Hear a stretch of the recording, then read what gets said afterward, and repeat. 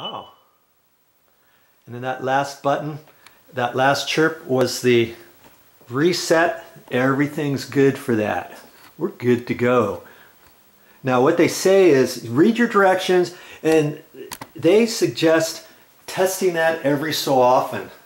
Okay, and you just get a broom and you can do that, press that, and do that to any other smoke alarms you have too. It's a good thing. Now I've turned the breaker back on. Very important, don't forget to turn your breaker back on. And I've got a broom handle. I'm going to reach that. This is about 11, 12 feet up. I'm going to reach that and I'm going to press that again. Even though I've already pressed it with the battery backup, I didn't necessarily have to do that. I just want to double check everything now that I got it powered up.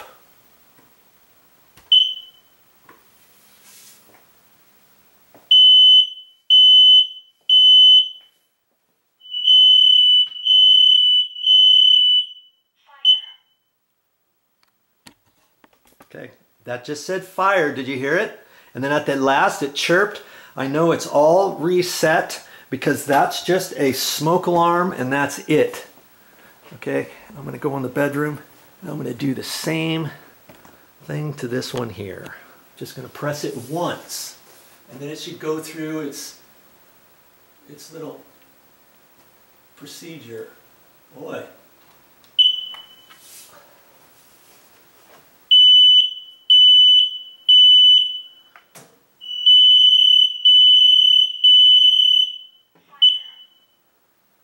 It chirped at the last and it said fire. Okay, that's what I'm going to do to all of them. And then you're assured that it's set up and reset properly. Okay, it only takes a few minutes to do this. Yeah, you don't really have to watch me do any more, but I'm going to do one more here in another bedroom.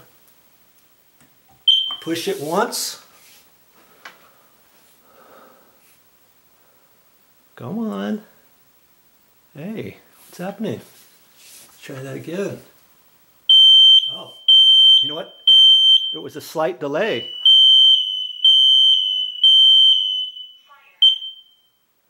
See, I didn't touch it that second time, but that was a slight delay from the other one. And they're all the same brand and everything. Okay, so I've done this one. This was the smoke alarm and carbon monoxide one. I already did that. I did a separate video on that. Okay, so there was 1, 2, 3, 4. I got one out here in the hall. Let's see what's going to happen with this one here. Boy, I don't even know if I can reach. Yeah, I guess I can reach it. So I got a long broom handle from outside in the garage.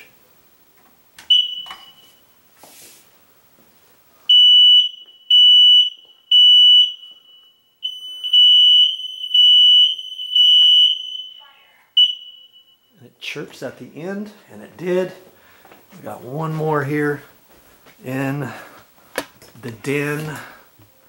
Now let's get that one situated here.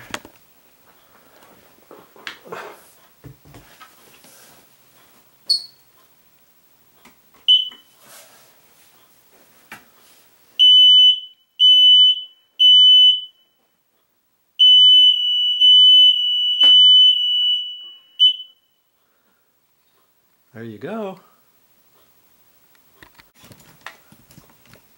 Hey, so I had 5 smoke alarms and 1 smoke alarm carbon monoxide one. So I did 6, and you know, took me about an hour, maybe a little bit more, and that's it. If you had somebody else do this for you, I have no idea how much they would charge you. Maybe a couple $100 for labor, or so much per smoke alarm, let's say. So save that money and do it yourself. Now see, here's all the batteries, and if you just recently replaced those before you decided, hey, let's go ahead and install new smoke alarms, the 10-year battery hardwired ones, If you want to save these, you can, but do the same thing Mother suggested. Put some tape on here, because you don't want to store these and have two of these touching, you know, inside, let's say, your drawer, your desk drawer, your storage drawer, whatever. Okay? Be safe.